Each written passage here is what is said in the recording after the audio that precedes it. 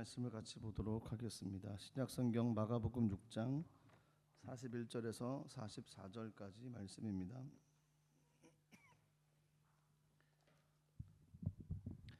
마가복음 6장 41절에서 44절까지 말씀입니다. 63페이지, 64페이지에 있습니다. 마가복음 6장 41절에서 44절까지 말씀, 우리 한 목소리로 같이 하나님의 말씀 합독하도록 하겠습니다. 시작. 예수께서 떡 5개와 물고기 2마리를 가지사 하늘을 우러러 축사하시고 떡을 떼어 제자들에게 주어 사람들에게 나누어 주게 하시고 또 물고기 2마리도 모든 사람에게 나누심에 다 배불리 먹고 남은 떡 조각과 물고기를 12바구니에 차게 두었으며 떡을 먹은 남자는 5,000명이었더라. 아멘. 잠시 기도하겠습니다. 하나님 감사합니다. 이 시간 하나님 말씀을 같이 나눕니다. 주님 동일한 마음을 품고 또 하나님께로 나갈 수 있도록 우리들의 마음을 주관하여 주시옵소서. 모든 것 주님께 감사드리며 예수님의 이름으로 기도드리옵나이다. 아멘. 어린아이의 태도라는 제목으로 같이 말씀을 나누도록 하겠습니다. 인생은 어떤 태도를 가지고 접근하느냐에 따라서 환경과 삶이 바뀌어진다는 겁니다. 태도가 중요합니다. 어떤 태도로 환경을 대하느냐라는 겁니다. 똑같은 일이 있지만 접근하는 태도에 따라서 어떤 결과가 달라질 것이고 말과 행동과 또 감정과 모든 것들이 바뀌어질 수 있습니다. 힘든 어려운 문제를 만났을 때 부정적으로 접근할 때는 그 힘든 것 때문에 낙심할 수밖에 없습니다. 그리고 큰일 났다라는 생각만이 마음을 지배할 것입니다. 그런데 긍정적인 마음으로 접하게 되어지면 하나님의 거룩한 은혜의 통로가 또 하나님의 역사가 일어날 것이다 라는 믿음을 갖게 될 수 있습니다. 이런 이야기가 있습니다. 어떤 사람이 의사와 면담을 했습니다. 만지는 것마다 통증이 있다는 겁니다. 무릎을 누르면 무릎이 아프고 배를 누르면 배가 아프다고 호소를 합니다. 그래서 의사 선생님이 전신 엑스레이를 찍었습니다. 엑스레이를 찍고 나서 보니까 몸에는 전혀 이상이 없는 겁니다. 전혀 몸에는 이상이 없고 이상이 있는 곳은 이 손가락만이 요 앞쪽 한쪽만이 부상이 있었던 겁니다. 왜 그러냐면 이 아픈 손으로 여기를 눌렀더니 팔이 아픈 거고 이 아픈 손으로 배를 눌렀더니 배가 아픈 겁니다. 아픈 손으로 다리를 눌렀더니 다리가 아팠다는 겁니다. 태도가 그렇다는 겁니다. 어떤 태도로 접하느냐에 따라서 시각이 바뀌어질 수 있습니다. 태도가 삐뚤어지면 삐뚤어진 모습으로 볼 수밖에 없습니다. 하지만 온전한 모습으로 바라보게 되어지면 하나님의 거룩한 은혜가 그 가운데 넘쳐날 수 있습니다. 왜 그런 얘기들이 있지 않습니까? 사람은 절대로 성격이 바뀌지 않는다, 이런 부류가 있고요. 그래도 사람은 바뀐다, 이런 쪽이 있습니다. 어느 쪽을 선택하시겠습니까? 긍정적인 면으로 바라봐야 됩니다.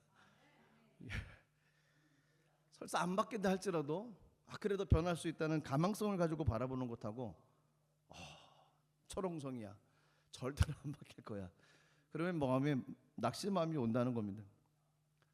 긍정의 마음을 품고 긍정적인 측면으로 접하게 되어지 긍정적인 태도를 가지고 접하는 것이 훨씬 이득이라는 겁니다. 오늘 본문에도 보면 그런 이야기가 나와 있습니다. 빌세데 광야에서 예수님 말씀을 듣고 치료받은 수많은 사람들이 한 곳에 모였습니다. 남자들만 5,000명, 그러니까 아낙네와 아이들을 다 따져봤더니 한 2만 명쯤 됐다라고 얘기를 합니다. 2만 명이 되는 많은 사람들이 한 곳에 모여 있습니다. 그런데 그 가운데 이제 문제가 생겼죠. 해가 이제 저무는 거였습니다. 날이 저물고 저녁 시간이 가까이 오는 거죠. 그런데 먹지를 못했습니다. 그래서 먹을 것이 없는 그런 환경 가운데 난관에 부딪힐 수밖에 없었습니다. 제자들이 어떤 모습을 그 환경 가운데 처했을까요? 예수님께서는 요한복음에서 어떤 의도가 있다라고 얘기를 하십니다. 요한복음 6장 6절 말씀 보시면 성경에 이렇게 기록되어 있습니다. 이렇게 말씀하시면 친히 어떻게 하실지를 아시고 빌립을 시험하고자 하심이라. 테스트였다는 거였습니다. 제자들을 테스트하고자 그 저녁 석양이 눈이어지는 그 가운데 배가 고픈 그 백성들을 2만 명 가량 되는 사람들을 어떻게 먹일 것인가, 이 문제를 가지고 제자들을 테스트하고자 하셨다는 겁니다. 저희는 답을 알고 있습니다. 테스트에 통과했을까요? 통과를 못했습니다. 오히려 한 어린 아이보다도 못한 그런 결과를 낳게 됐던 것이 오병이어의 기적을 통해서 볼 수 있었던 한 가지 측면입니다. 그들은 어떤 태도를 취했을까요?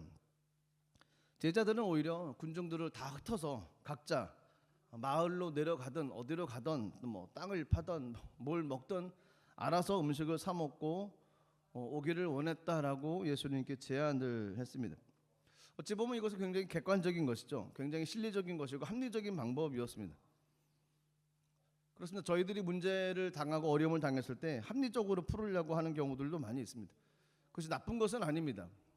이성적으로 문제를 풀어나가는 것이 옳을 수 있습니다. 그런데 오늘 본문 가운데는 하나님의 의도가 있었다는 겁니다.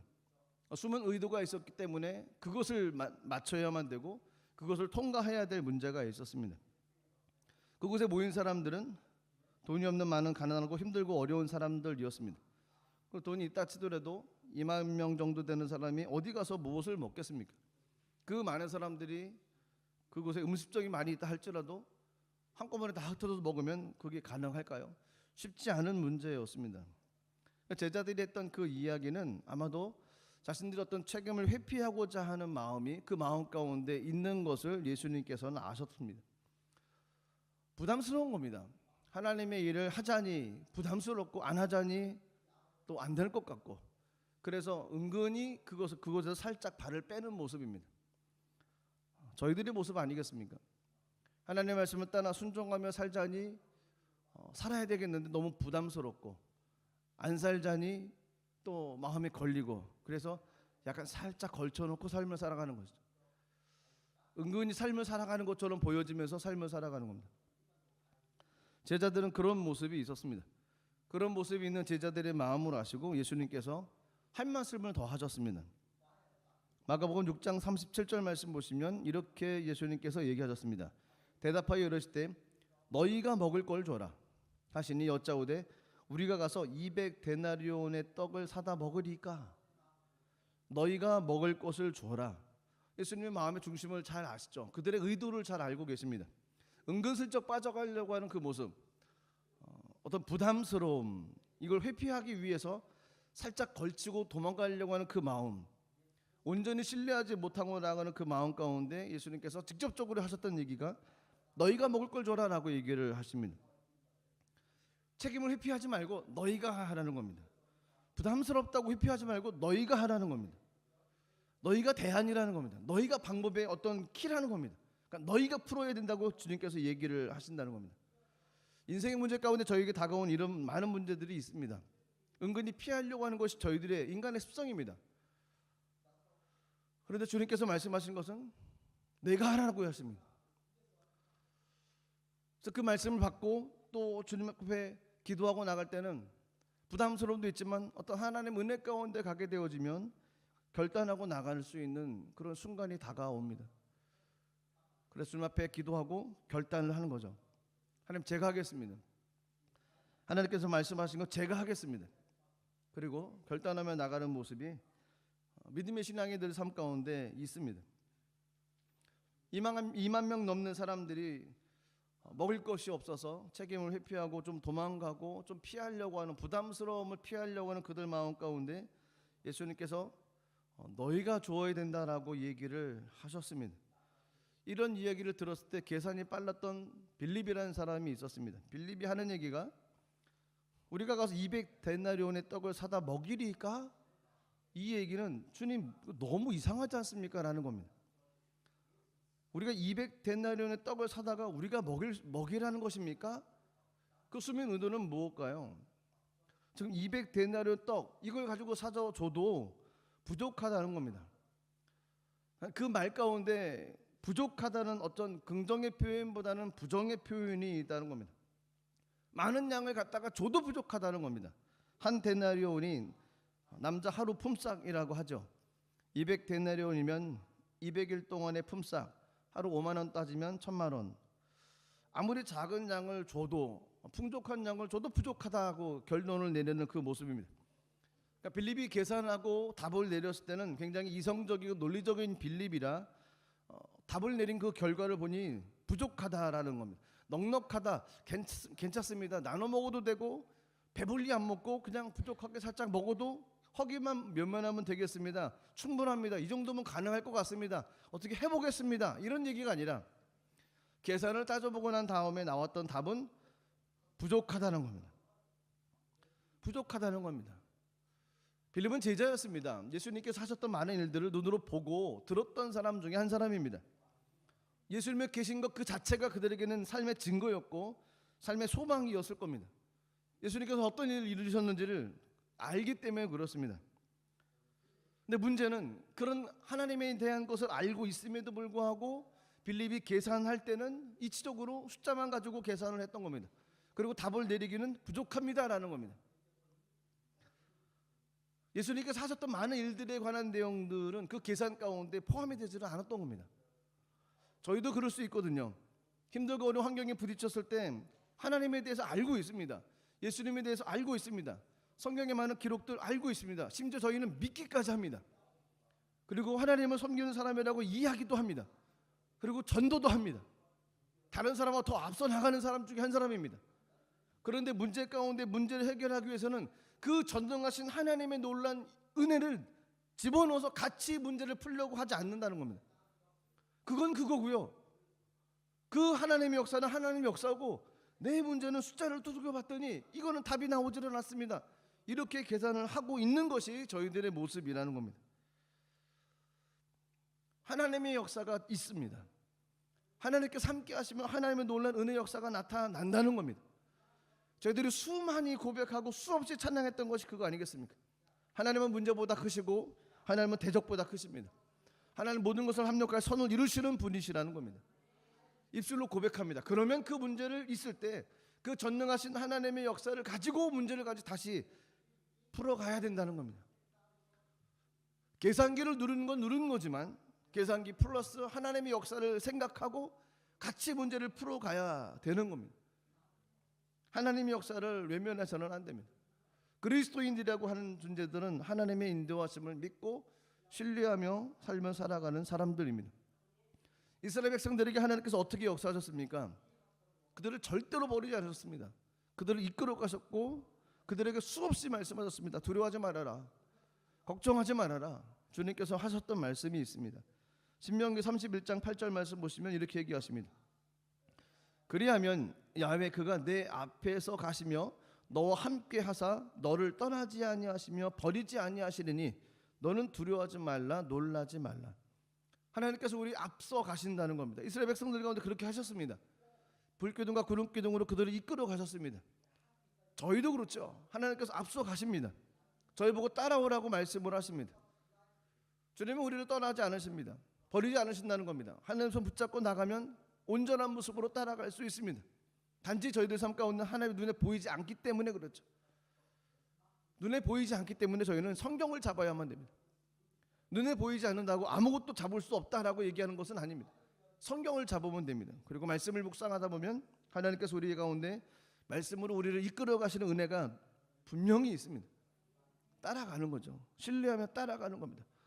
하나님은 그렇게 우리 삶을 이끌어 가기를 원하십니다. 모세가 민족을 이끌어 출애굽을 했습니다. 그리고 나서 그의 연수가 다 돼서 하나님 품으로 갔을 때 모세의 가방 못지 어떤 여호수아가 백성들을 이끌고 나가야만 됩니다. 큰 인물 뒤에 따라가는 인물은 참 버겁습니다. 너무너무 훌륭한 사람 그 후임자는 굉장히 힘듭니다. 여호수아는 얼마나 마음이 힘들었을까요? 그래서 성경에 강하고 담대하라는 말씀이 계속 반복으로 나오는 겁니다. 여호수아 1장 9절 말씀 보시면 내가 내게 명령한 것이 아니냐 강하고 담대하라 두려워하지 말라 놀라지 말라 내가 어디로 가든지 내 하나님 야훼가 너와 함께 하느니라 하시니라.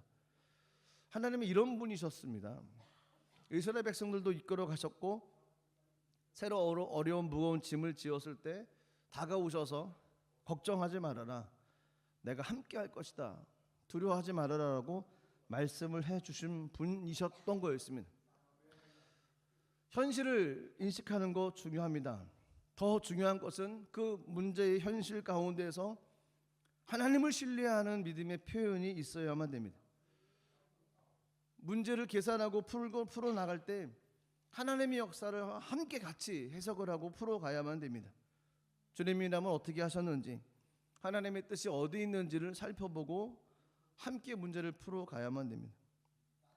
그렇게 되어지면 우리의 태도가 바뀔 것입니다. 우리의 태도가 점점 바뀌어갈 것입니다. 빌립은 부정적인 어떤 식견으로 가지고 이야기를 했습니다. 그랬더니 예수님께서 제자들에게 어떤 믿음의 실마리를 보여주셨습니다. 믿음의 실마리, 풀어갈 수 있는 어떤 근거를 이야기를 해주셨습니다.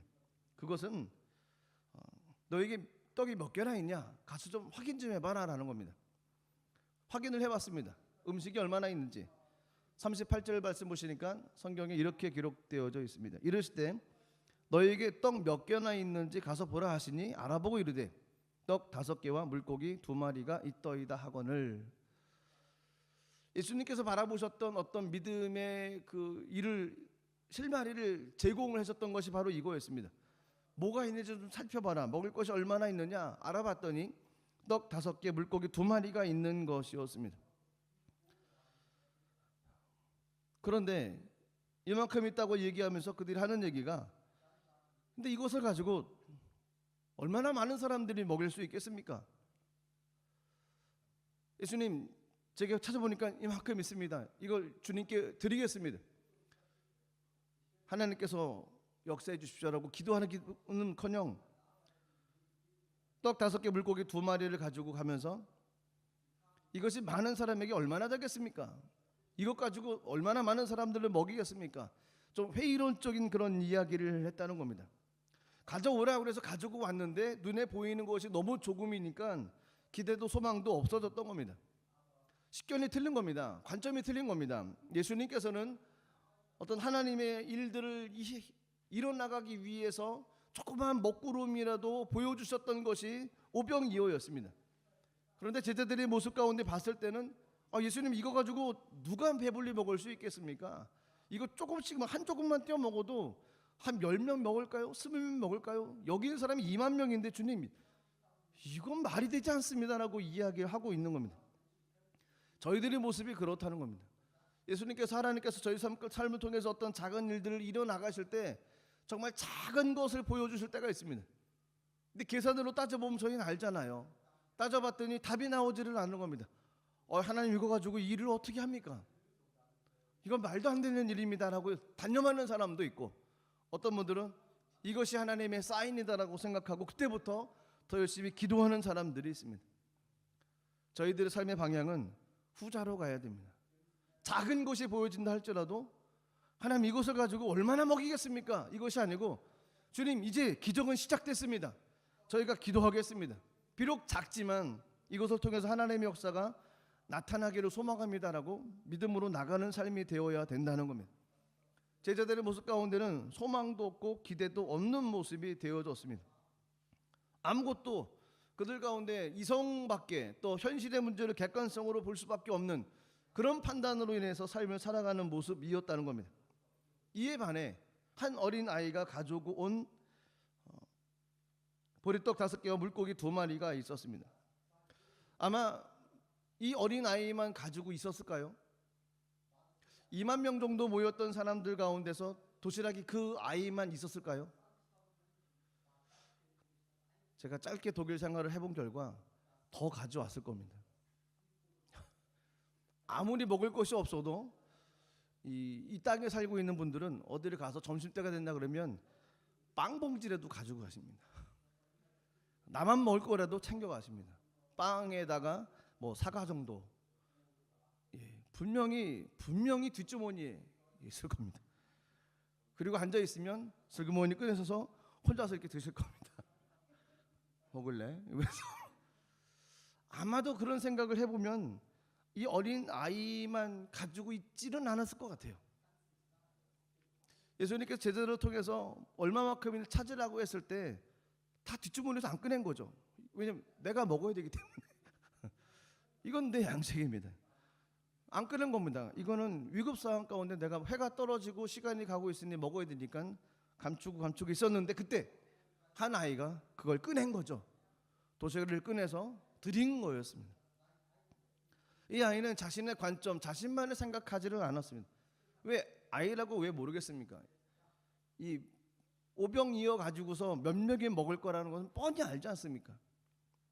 개인의 그 생각을 먼저 기준으로 생각하고 삶을 생각하지 않았다는 겁니다. 이 상황을 헤쳐나가는데 이것이 과연 얼마나 될 것인가, 이치적으로 따져서 이건 안 될 거야라고 생각하고서 그런 마음 가운데 꺼내지는 않았을 겁니다. 어린아이의 순수함, 어린아이의 어떤 정말 그 부모님들의 이야기를 그냥 철떡같이 믿는 그 어린아이의 심성, 그런 마음으로 꺼내지 않았을까요? 제자들이 막 찾고 있을 때 저 먹을 거 있어요 그러면서 딱 꺼내는데 보니까 별거 없던 겁니다. 근데 이 아이는 순수했던 것이죠. 순수했습니다. 자기가 있는 거 가지고 그냥 꺼내 올려드렸던 거였습니다. 하나님은 이런 사람을 통해서 하나님의 나라를 만들어 갔습니다.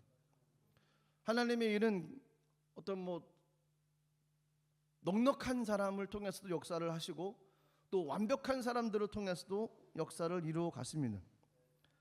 그런데 하나님께서 주셨던 마음을 그대로 받는 사람을 통해서 하나님 역사를 만들어 갔습니다. 내가 가지고 있는 것이 크든지 작든지 중요하지 않습니다. 하나님 어떤 마음을 주셨을 때 하나님 저한테 이거 있습니다. 꺼내보면 별것도 아닙니다. 다른 사람들 앞에 내놓아봤자 별것도 아닙니다. 하지만 하나님 저한테 그거 있습니다. 제가 그거 드리겠습니다. 이런 사람을 주님 원하신다는 겁니다. 그것을 더 많이 가지고 있는 사람들이 더 많아요.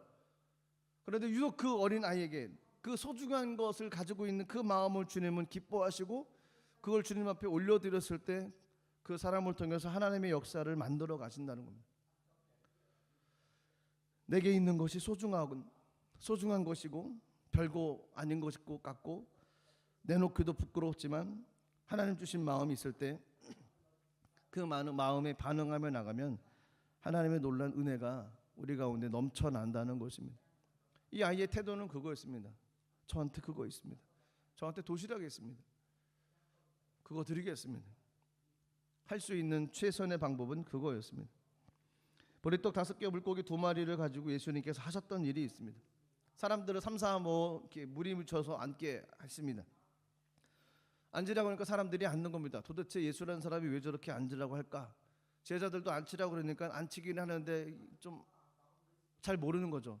도대체 앉히는 이 분위기를 보니까 뭔가 먹을 분위기 같은데 먹을 수 있는 분위기도 아닌데 왜 저러시나 그러면서 그냥 하라고 하니까 그냥 하는 모습이 제자들 가운데 분명히 있었을 겁니다. 어떤 사람들은 회의를 품고 하나님 예수님께서 어떤 일을 하실 것이다라는 믿음을 가지고 앉는 사람도 있었을 것이고 회의적인 마음 가지고 그냥 앉으라고 하니까 앉는 사람들도 있었을 겁니다. 그리고 예수님께서 아이가 가지고 왔던 보리떡 5개와 물고기 2마리를 손에 얹어 놓으시고 들어왔습니다.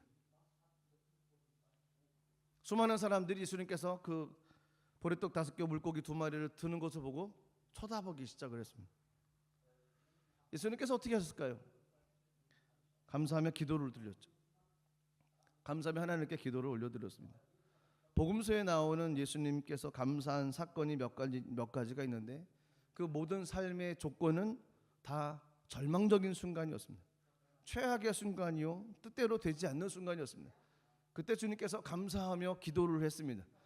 그럴 때 하나님께서 그 환경 가운데 놀라운 은혜들을 베푸셨던 기록들이 신약 성경에 계속 되어집니다. 이번에도 동일한 거 있습니다. 보리떡 5개와 물고기 2마리를 예수님께서 들으셨습니다. 그리고 감사하며 기도를 했습니다. 사람들이 원망불평하기 전에 이 입술을 탁 막게끔 먼저 감사하며 기도를 올려드렸던 겁니다. 그리고 예수님께서 그것을 띄어서 주기 시작을 했습니다.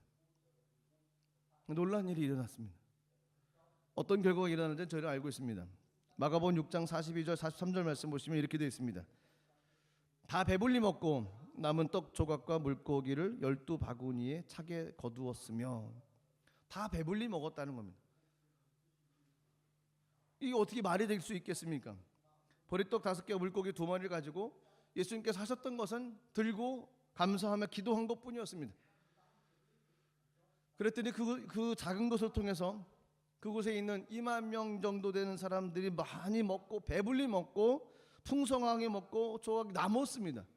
남은 조각을 따져봐도 12바구니가 됐다는 겁니다. 영적인 비밀이 한 가지가 있습니다. 주님 손에 올려드리는 겁니다. 무엇을요? 주님께서 말씀하셨을 때, 주님이 어떤 마음이 있을 때, 주님 이거 너무 작아요, 이건 안 돼요, 이런 마음이 아니라 내가 가지고 있는 것, 작은 것이라도, 정말 부족한 것이라도 하나님이 어떤 마음이 오고 하나님 어떤 감동을 주셨을 때, 하나님 제가 이거 드리겠습니다라고 그것을 주님 앞에 올려드리는 그 순간 하나님께서 놀라운 역사를 행해 나가신다는 겁니다.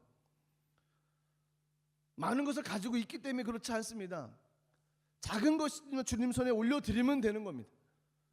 그러면 하나님께서 기도하시고 띄워 나눠주면 모든 사람들이 배불리 먹을 수 있는 은혜가 있게 된다는 겁니다. 하나님의 공동체가 이루어가는 것도 또 동일합니다. 하나님 앞에 순종하는 한 사람의 순종이 있으면 하나님께서 오병이어의 기적을 베푸셨던 것처럼 놀라운 은혜를 베푸실 겁니다. 하나님의 사람들 한 사람 한 사람이 맡은 곳에서 이런 어린 아이와 같은 그런 태도로 주님 앞에 내가 가지고 있는 소중한 것을 주님께 올려드리면 하나님께서 그걸 통해서 하나님의 놀라운 일을 행하신다는 겁니다. 저희들에게 원하시는 것은 그겁니다. 어린 아이와 같은 모습으로 주님 앞에 올려드리는 그 모습, 그 태도, 그겁니다. 중요하고 소중한 것이었겠죠, 어린 아이에게는. 하지만 그걸 내놓기는 너무 부족하고 창피한 거였습니다. 하지만 그런 걸 따지지 않았습니다. 그냥 그 마음에 감동한 대로 주님 앞에 올려드렸습니다. 그리고 하나님께서 축사하시고 놀란 역사가 나타났다는 겁니다. 제자들의 태도를 따라가시겠습니까? 아니면 어린아이의 태도를 따라가시겠습니까? 제자들은 분석했습니다. 그리고 합리적이었습니다. 이치적이었습니다. 어린아이는 그렇지 않았습니다. 비이성적이었습니다. 비합리적이었습니다. 논리적이지도 않았습니다. 그런데 감동함이 있었습니다. 그리고 그 마음 가운데 있었던 그 마음 그대로 주님 앞에 그냥 다 드렸던 거였습니다. 그러면 그 삶 가운데는 놀란 역사가 일어났죠. 저희 삶에도 어린아이 같은 태도로서 삶을 살아가면 하나님의 놀란 은혜가 우리 가운데 넘쳐날 줄로 믿습니다. 우리 모든 분들이 그런 삶을 살아가시기를 주의 이름으로 축복합니다. 저와 여러분들을 통해서 하나님의 나라가 세워져 가고 주님 앞에 그 마음 그대로 올려드렸을 때 하나님의 영광을 드러내며 하나님 나라가 세워져 가고 하나님께서 일하시는 것을 볼 수 있는 그런 은혜가 저와 여러분을 통해서 일어나시기를 주님의 이름으로 축복합니다. 기도하겠습니다. 하나님, 그렇습니다. 저희 삶을 통해 주님의 기쁨이 되고 주님께 올려드리는 귀한 삶이 되기를 원합니다. 많고 적음이 아니었습니다. 하나님, 주님께서 주셨던 마음이 있을 때 하나님 드리길 원하고 또 행하기 원하는 그 마음을 주님께 올려드립니다. 우리를 통해서 하나님의 나라가 세워지고 하나님의 은혜가 펼쳐갈 수 있도록 성령 하나님 인도하여 주옵소서. 주님을 기쁘시게 하는 믿음 있는 사람 되게 하시고 믿음의 삶을 살아갈 수 있도록 주님 인도하여 주옵소서. 주님께 감사드리며 예수님의 이름으로 기도드리옵나이다.